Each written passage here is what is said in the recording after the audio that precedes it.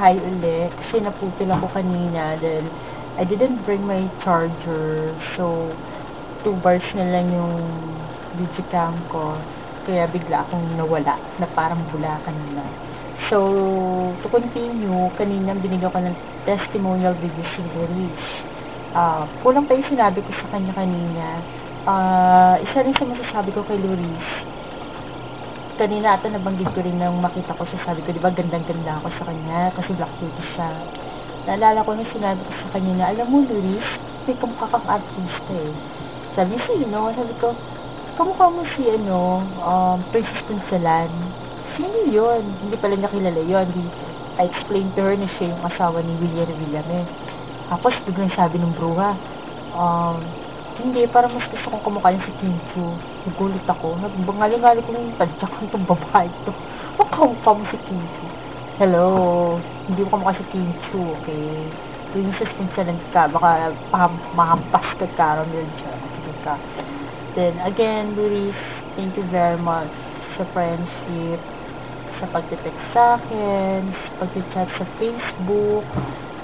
Sana hindi mo rin ako makalimutan, no? Sana continuous yung friendship natin kahit na malayo na tayo sa isa't isa.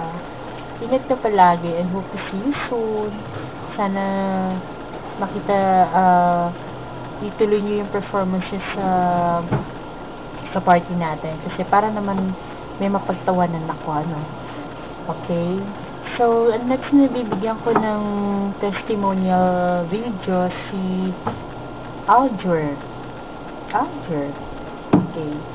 Si Aljur, also known as, mas kilala siya sa PDIC siguro na si Delberto Insan or si Dustin. Siguro nagtataka kayong bakit Aljur ang tawag ko sa kanya. Kasi ni kwento yan. Nung nalala kong mag-print ako ng report ko, yung nagamit na paper sa printer is paper niya. So, sabi ko, sorry, kukuha na lang kita ng cotton bud. Then, sige ako na, sorry, kumuha ng paper sa second floor. Tapos, ayun, nakalimutan mag-thank you sa kanya. So, nung makita ko ulit siya sa fifth floor, nag-thank you ako kasi hindi ko alam yung name niya. Kasi makita ko yung face niya, sabi ko, parang habig ni Aljur Abrenica. Yun, sabi ko, Aljur, thank you Ang kaso, ang loko, hindi man lang nagpa-humble, hindi ka agad. Wala man lang ka-humble, as in talagang feel na si Aljur Abrenica. Sige, pinagbigyan ko na rin na, sige na nga, wag na nga talaga si Aljur.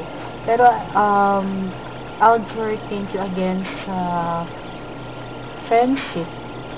Isa rin siya sa mga close din sa akin, no? Thank you sa pakikinig.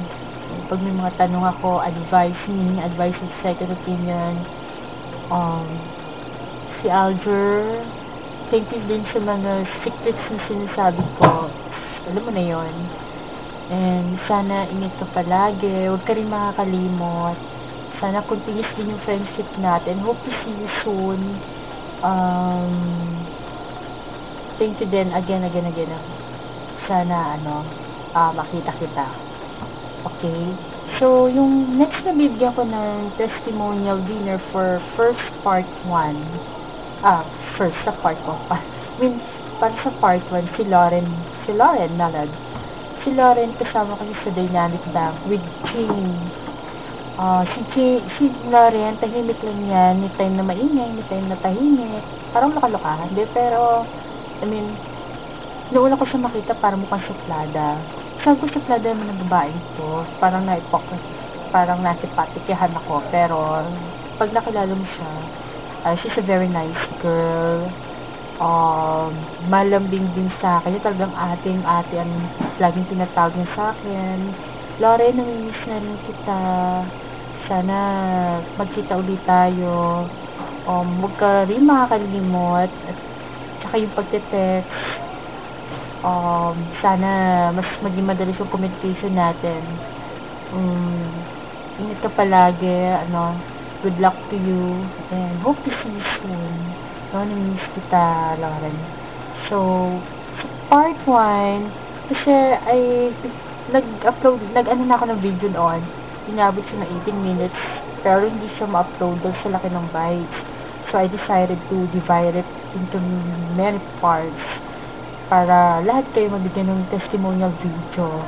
Ang sa akin lang, huwag niyo lang ako sasapakin or tatadyakan pag napanood itong video na to. Kasi, malamang magtatago na ako. Again, thank you sa lahat ng PDIC friends ko. Yung susunod, pakiantay nyo na lang. Medyo handa-handa na kayo sa sasabihin ko. Dalagot kayo. Medyo. Okay. Again, Jay, Luris, Agfur, Loret, kayo sa part 1. Namimiss ko na kayo. And ingat lagi. Please, continue natin yung communication. And kumusta nyo na lang ako sa ibang mga friends natin dyan. So, yung iba, see you sa part 2. Kung sino man yun, hindi ko kilala. Antayin nyo na lang, okay? Bye!